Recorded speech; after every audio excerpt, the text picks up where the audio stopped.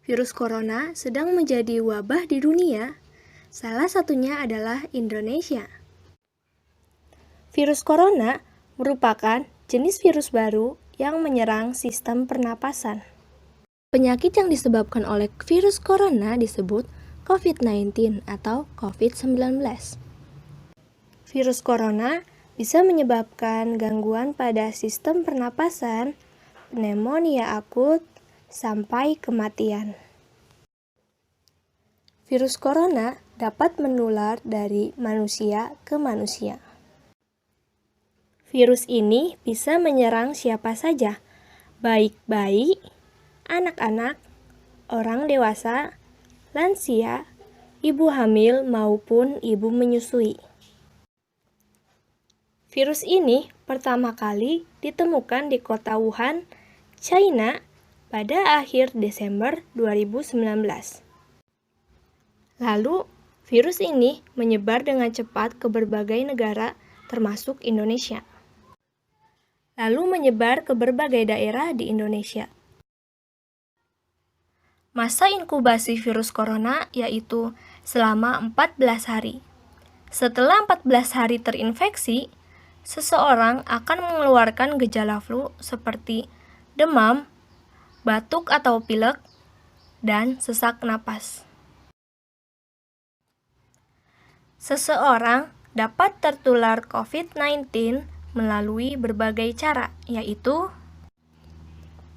saat orang yang terinfeksi mengeluarkan gejala seperti batuk dan percikan air liur yang keluar akibat batuk itu menyentuh barang, dan jika saat orang itu batuk ditutupi dengan tangan, lalu tangan orang itu menyentuh gagang pintu, sehingga virus tersebut berpindah ke gagang pintu.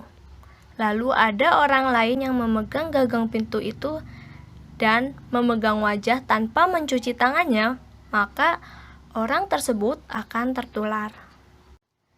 Yang kedua, kontak jarak dekat dengan penderita COVID-19, misalnya bersentuhan atau berjabat tangan. Maka dari itu, sebaiknya kita jangan berjabat tangan untuk sementara waktu. Tidak berjabat tangan bukan berarti tidak berteman, bukan? Kita bisa mengganti berjabat tangan dengan saling melambai tangan mungkin, ataupun hanya saling melemparkan senyuman. Virus corona dapat menginfeksi siapa saja, tetapi efeknya akan lebih berbahaya atau bahkan fatal bila terjadi pada orang lanjut usia, ibu hamil, orang yang sedang sakit, atau orang yang daya tahan tubuhnya lemah.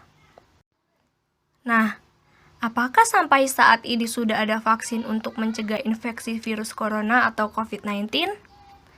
Di Indonesia sendiri belum. Tetapi, para ahli farmasi di berbagai negara sudah berhasil membuat vaksin tersebut. Tetapi itu pun masih sedikit.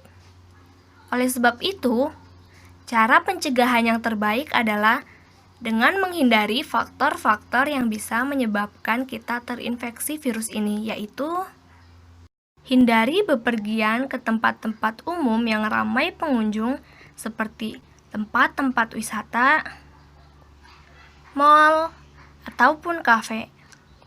Karena pada keramaian terdapat banyak sekali orang yang kita pun tidak tahu dia berasal dari mana, dia bertemu dengan siapa saja, dia telah memegang apa.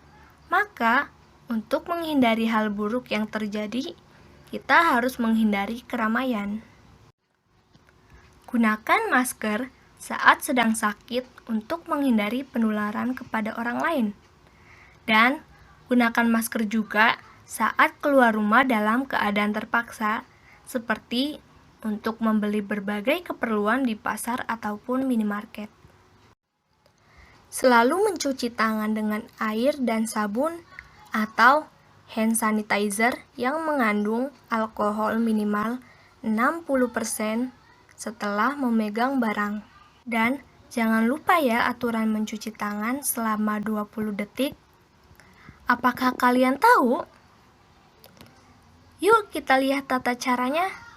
Yang pertama, Basahi tangan dengan air yang mengalir dan ambil sabun secukupnya. Gosokkan kedua telapak tangan hingga ke sela-sela jari. Lalu jangan lupa gosok punggung tangan. Bersihkan juga bagian jempol, luar dan dalam. Dan gosok juga bagian pergelangan tangan. Lalu, basahi tanganmu dengan air bersih yang mengalir untuk membilas sabun. Dan jangan lupa keringkan tangan dengan handuk ataupun tisu. Jangan menyentuh mata, mulut, dan hidung sebelum mencuci tangan. Tutup mulut dan hidung dengan tisu saat batuk atau bersin. Kemudian, buang tisu ke tempat sampah. Menjaga jarak dengan orang lain minimal 1 meter. Makanlah makanan dan minuman yang bervitamin dan rajin berolahraga. Selalu menjaga kebersihan lingkungan sekitar dengan rajin membersihkan benda-benda yang ada di sekitar kita. Tetap stay at home dan kita bisa work from home dan belajar di rumah bersama orang tua. Selalu beribadah dan berdoa kepada Allah Subhanahu wa Ta'ala, karena Dialah yang bisa menghentikan wabah ini.